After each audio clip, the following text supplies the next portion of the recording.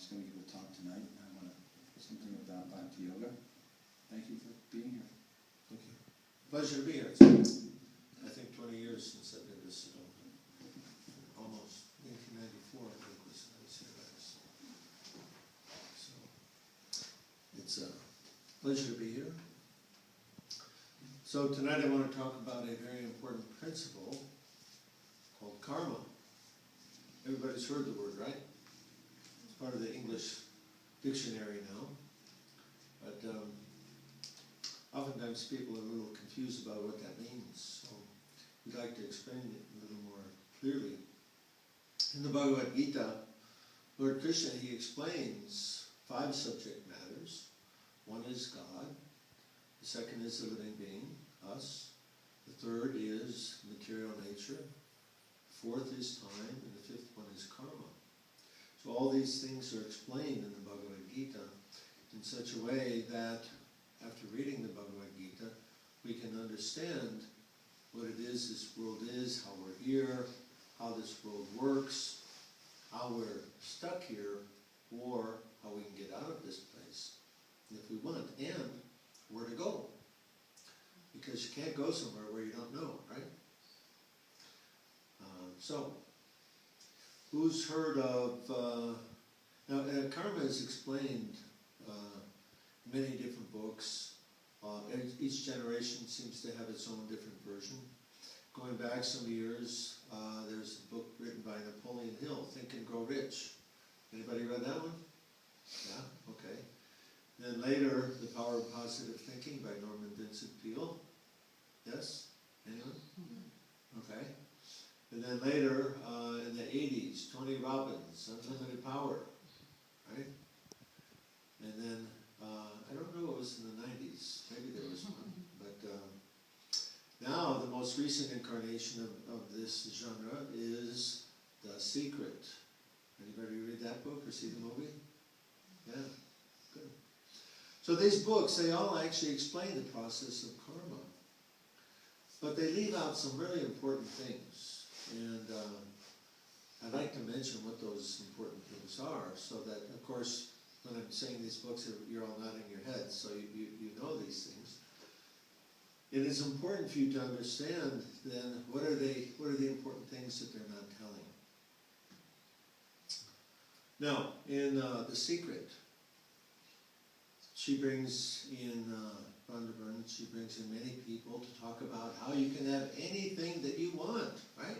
Anything, whatever you want, right? And how? All you have to do is desire it. Sounds simple, doesn't it? Sounds simple. Actually, it is quite simple, because the fact is, all we do have to do is desire. And then that sets into motion the chain of karma. The beginning of karma is desire. The rest of it is carried out, it's explained in the Bhagavad Gita, that after we desire, the rest of fulfilling that desire, that's carried out by what Krishna calls the material nature, or the modes of material nature. In other words, this universe has a very automatic process of fulfilling our desire. I'm not going to go into the details of that tonight, because it would make the whole thing too long. But suffice it to say, I'll tell you what, let me just give you a simple example.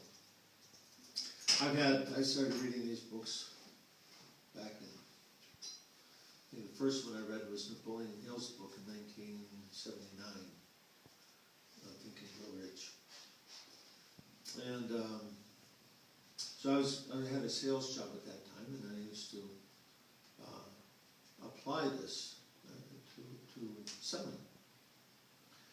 I was selling securities, investments, stocks and bonds, and I used to want to make trades. We call it trade. When somebody buys an investment, we call it a trade.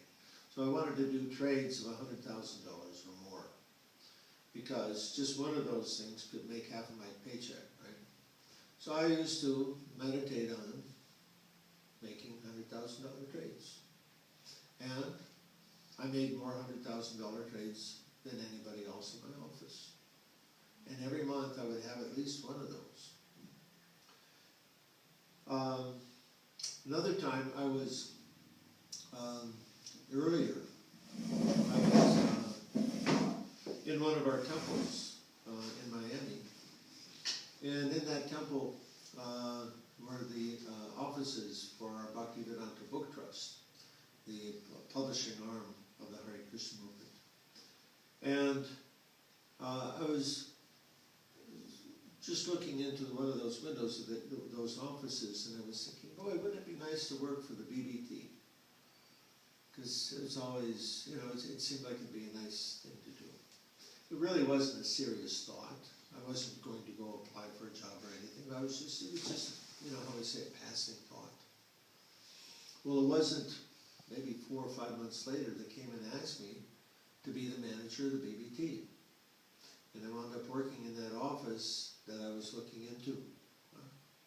So a simple thought, a simple desire like that creates this chain of karma that brings the result to us. So I'm sure you all probably have your own little stories that you might be able to tell about that. Things that seem to come miraculously or by chance or something like that. Or sometimes we may apply them intentionally. For example, also when I lived in San Francisco, it's a really difficult place to find a parking spot, you know.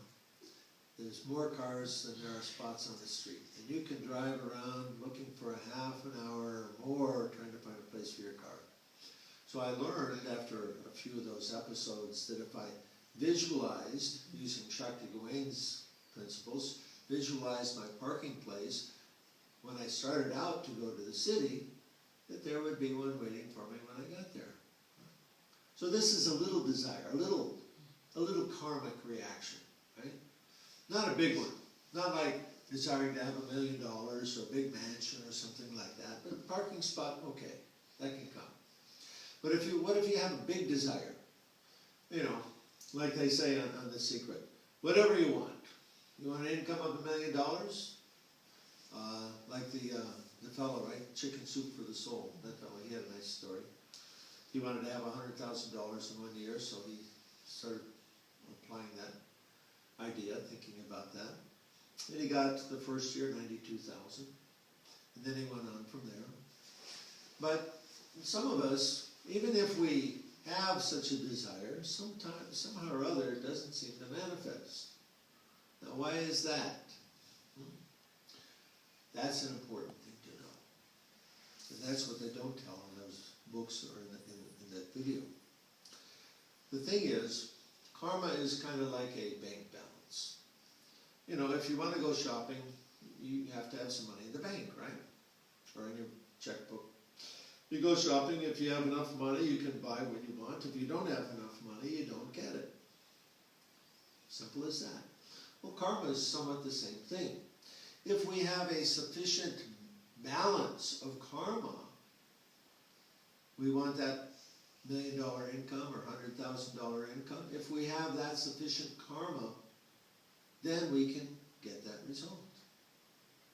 If we don't have sufficient karma for it, we're not going to get it no matter how much we desire it. We're not going to get it in this lifetime. This is what they don't tell you. If you're not going to get it in this lifetime, if you don't have the karmic bank balance for it, you're going to have to come back again. Do you want it that bad? Huh? That you're going to have to come back and get it in the next life? And who knows how that might be. For example, my sister has a nice house. She has 2 cats that live there. The cats live there more than she and her husband do. They're trapped there, actually. And I sometimes think about these cats. In a previous life, they had a desire to live in a very nice house, very comfortably, without having to work. All the food that they want to eat. And just nothing to do, lay around and sleep. Huh? Huh? That that might be the desire they had, and how is it being fulfilled? So those kind of things can happen. Yeah, it certainly can. So we have to know that we have to have sufficient balance, bank balance in our karma for that to happen. And if we don't, then it's not going to work. I give another little anecdote from my life, which is interesting. As Prabhu was saying, I travel and preach in Eastern Europe and Russia. And several years ago, I was living in the western side of Russia, quite near the border of Ukraine, in a village. And I was attempting to buy a village house there and get a really good deal on a house there. This house was about $3,000. And it was okay. It didn't have indoor plumbing, and it didn't. It had a wood stove that you would use, but it was livable. And so I asked them, check with the authorities and see if I can buy this house. So they checked around all the authorities and everybody they could find and said, no problem, an American can buy the house there. So I went ahead with the transaction, bought the house. And then after I gave the money for it, when they were trying to finalize the paperwork, the government came back and said, no, an American can't own a house close to the border of Russia. Later on, a few months later, I happened to meet one of the Vedic astrologers, and I asked him about that, and he looked at my chart and he said, yes, in this lifetime you will not be able to own real estate. And if you can own real estate, you won't be able to live there. So this is my karma, right? I can't own real estate. So we see, I bought the house, but I didn't. It wasn't my house. And I had to actually put it in the name of one friend there. So karma works like that we can get some things. It works by desire. And if we don't get it in this lifetime, it forces us. We're forced to come back in another life to get it. Now, this is a very important principle to understand in the way this universe is set up. Because unconscious of this principle, which most people are, it acts nonetheless. We go through our life and we have many, many desires, many thoughts, passing thoughts like that job thing. We don't even think about it, right? But all of those desires are not going to be fulfilled in this lifetime. Therefore, they become the cause of our being born here again. And again, and again, and again, and again. And it goes on and on like that. We're each carrying with us a huge amount of, let's say, these we compare them to seeds, desire seeds. Just like spring is coming. I don't know here what your climate is. Maybe, I think you probably plant in the spring some things.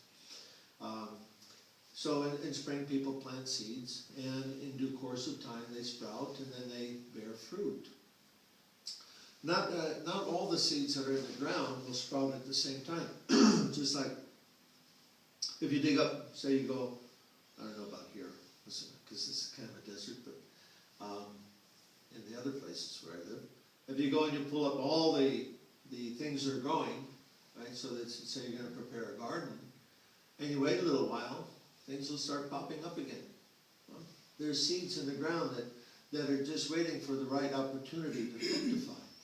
So these karma seeds are like that. They're lying in, let's say, we could say wait. They're simply waiting for the right circumstances to arise. And then when that happens, then we get the fruit of that desire, or the reaction of the desire. And this is called the fulfillment of that karma. So, the important thing to know is these desires, this chain of karma that we've set into motion, it keeps us coming back again and again and again, unlimitedly. So much so that all of us in this world are considered to be eternally conditioned souls. That is, it's impossible practically to trace out when we originally got here. We've been here a long, long time. Now the Bhagavad Gita, Krishna explains how to change karma. Okay? Of these 5 things we mentioned in the Gita, right? God, the living being, the material energy, time, and karma, all of them are eternal except for karma. And karma can be changed. It's important to know how to change karma. 2 things. One can change their karma by canceling the desire, giving up the desire. Or one can change the karma by coming to the transcendental platform. And this is what Krishna explains in Bhagavad Gita. In chapter 2 of Bhagavad Gita, text number 39, Krishna states, Eshite vihita sanke buddhir yoge bhimam shinu udya yukto yaya karma karma something like that.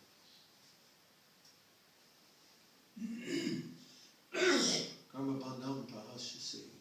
Karma. So I say, Krishna's, the translation is, I've explained to you the analytical knowledge of Sankhya philosophy. Now listen to the principles of yoga, whereby one learns to work without fruitive result.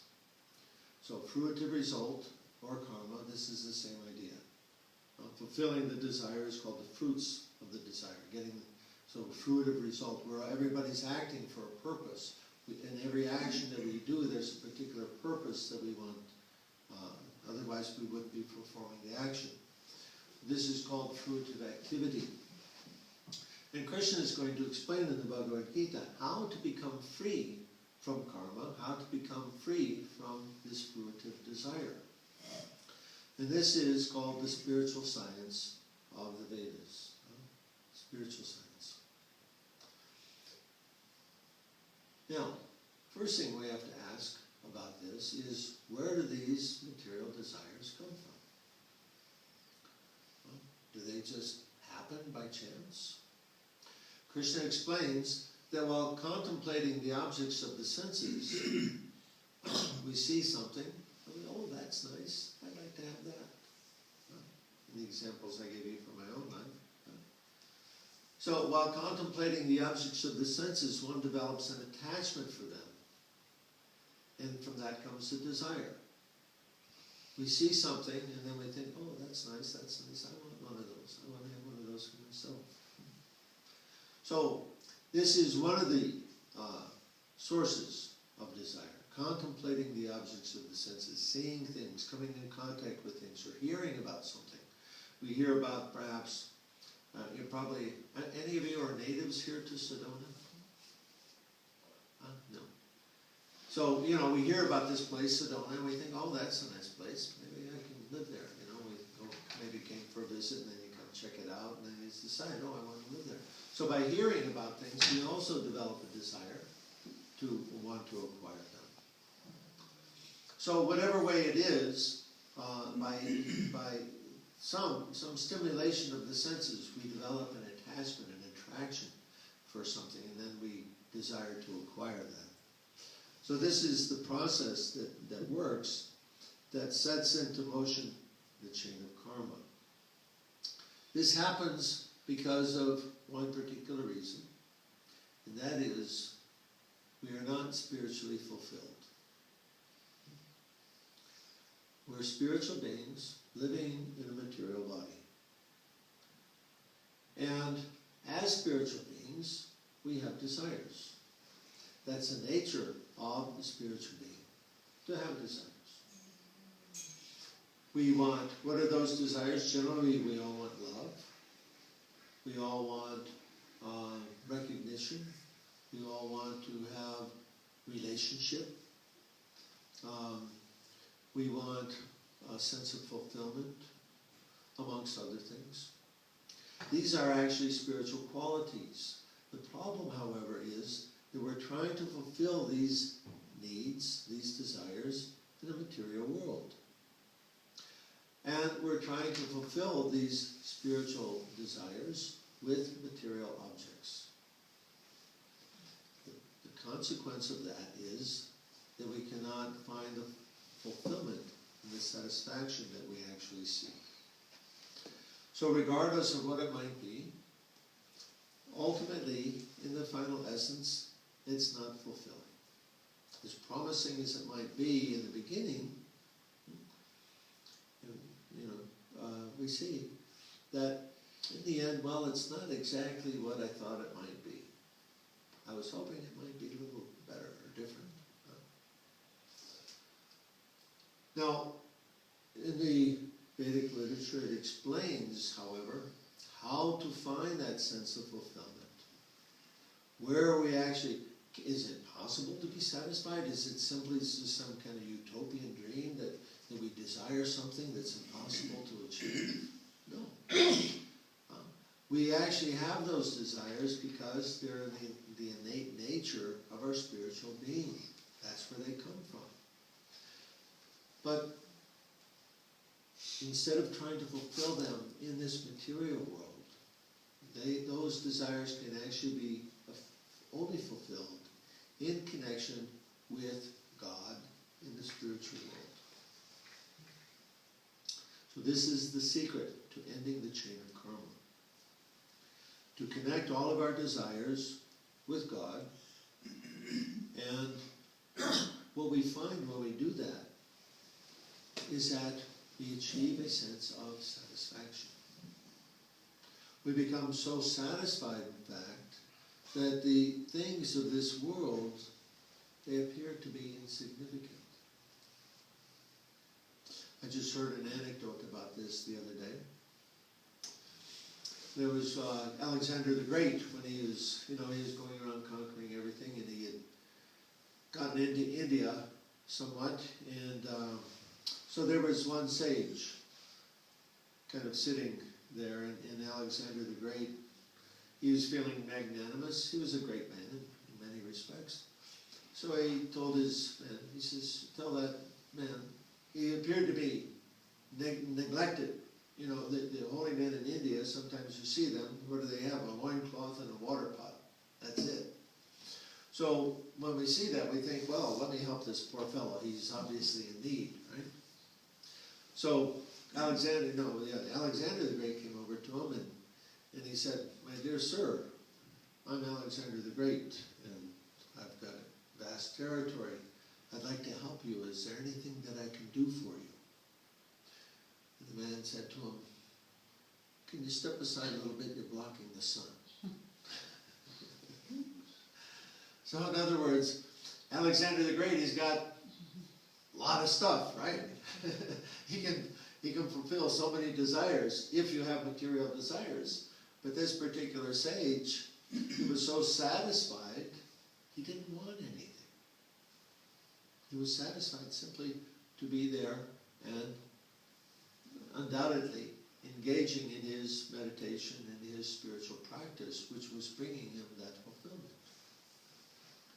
So this is the practice and the idea behind Krishna consciousness, what we call Krishna consciousness, our spiritual practice, that by that process we can actually achieve that satisfaction and fulfillment that we all desire. This then is what allows us to break the chain of karma, because your desires are all fulfilled. I don't want anything else. There's nothing else that I need besides what? I want to enter into that spiritual world. I want to have that connection with God. And that desire is what will take us out of this world. The same thing that keeps us bound to this world, desire, is the same thing that becomes the source of our liberation from this world. So we simply have to know how to apply it. If we apply it to the things of this world, we're trapped here. But if we apply it to the spiritual world, it becomes the source of our liberation. I'll stop there. Maybe you have some questions or comments.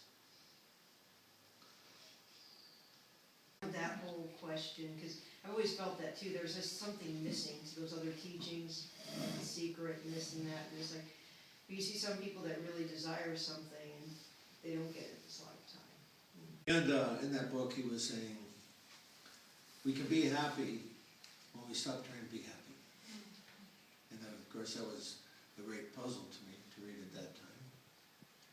And but later, I've actually understood that this is actually correct, and this is what you're speaking about, I believe. Part of the fun there is when you say be here now, when you can truly be here now, you know you came here after. I just affirming that was good. Yeah. It's true. And actually, that's part of karma. Huh? The things our experience in this life, they are to a large degree determined by what we have done in our previous life. I could make those $100,000 trades because I was endeavoring for that, but it was allowed by my previous life. If I didn't have that karma for it, I wouldn't have been able to actually get that, no matter how much I desired it. And conversely, what we do in this life is determining the characteristic or the nature of our next life. Again, either in the material world or in the spiritual world, if we can break the chain of karma. The nice thing to know, important point, important detail. Once we go to that spiritual world, there is no more karma of coming back here. It's an eternal place. Once going there, we never have to change bodies, because everything there is permanent and eternal. This world is characterized by change. Everything is always changing.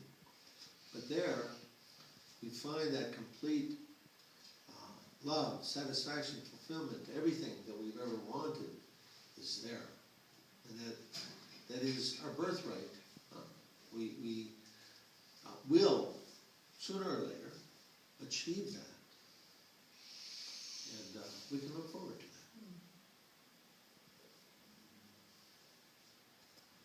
I have a little comment about the secret and just people talking about the law of attraction in general.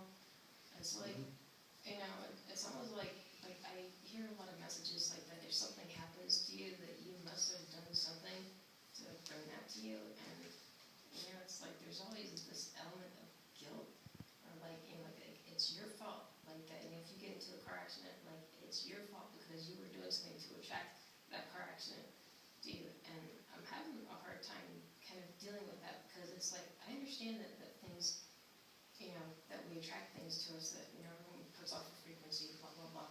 But, you know, it's like, I mean, like, you know, like at what point, you know, are we responsible for what happens to us and then what other people do to us? Like, if someone does something bad to us, you know, like, I'm not responsible for that person's actions, who just T-boned me.